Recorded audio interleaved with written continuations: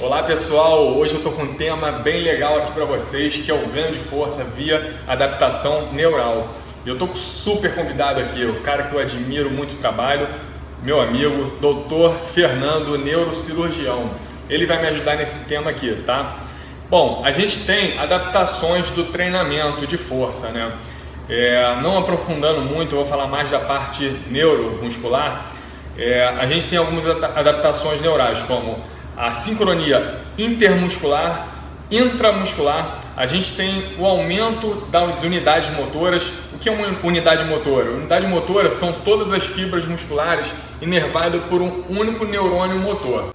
Nossa conversa junto com o nosso amigo Lincoln é sobre adaptação neural no treino de força. Sempre que uma pessoa decide fazer atividade física, é importante ele entender que no começo o ganho de força acontece por adaptação neural. Isso acontece tanto na periferia, então estou falando do relacionamento entre o sistema nervoso e o músculo, como também na região do sistema nervoso central. Depois de 3, 4 semanas, às vezes um pouquinho mais, essa força ela vai aumentar, mas a parte neural já está adaptada e vai acontecer esse aumento de força, então, com hipertrofia muscular, aumento de massa, volume e força propriamente dita. No começo de qualquer treinamento é muito importante o papel de um educador físico, de um personal, porque a execução do movimento adequado já começa na observação.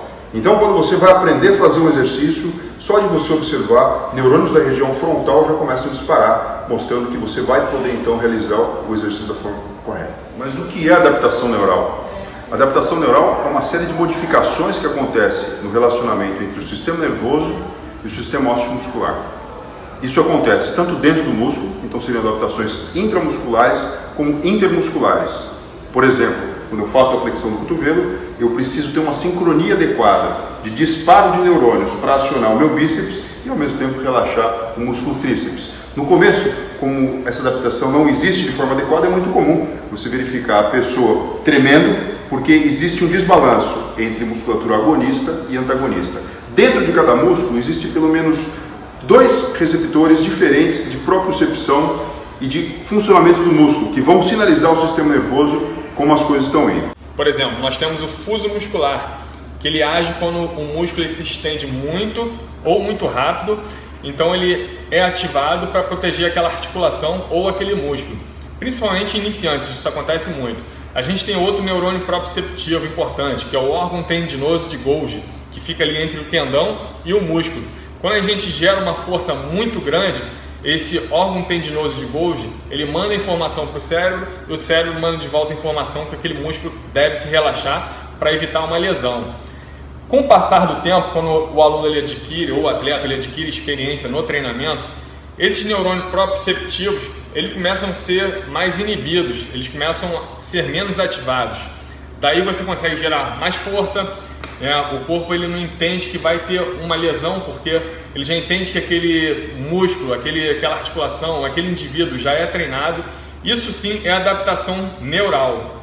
Levando para uma parte prática, eu poderia fazer aqui um exercício simples aqui para vocês poderem entender como é que funciona, né, esses proprioceptivos, órgão tendinoso de Golgi, fuso muscular, sincronia intermuscular. A intramuscular é mais difícil da gente entender porque a gente não consegue visualizar aqui, mas o intermuscular é mais simples. Por exemplo, a gente fazendo esse exercício de flexão de cotovelo, músculo agonista seria o bíceps, músculo antagonista, que seria o contrário a ele, que seria o tríceps.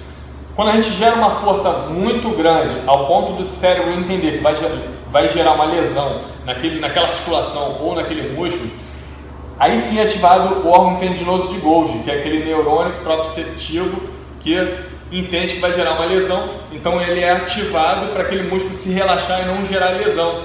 Então, por isso que o aluno iniciante ele fica se tremendo todo, né? Porque ele quer gerar força, mas esse neurônio proprioceptivo ele está sendo ativado para relaxar esse músculo, então ele fica naquela luta, o que gera menos força.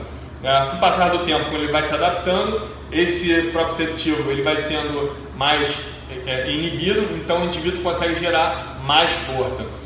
E entrando na parte do fuso muscular, ele estaria entrando no músculo contrário a ele, né? Como eu falei, o fuso muscular ele entra quando o músculo se estende, se alonga. Então nesse movimento de flexão de cotovelo, o tríceps ele está se alongando.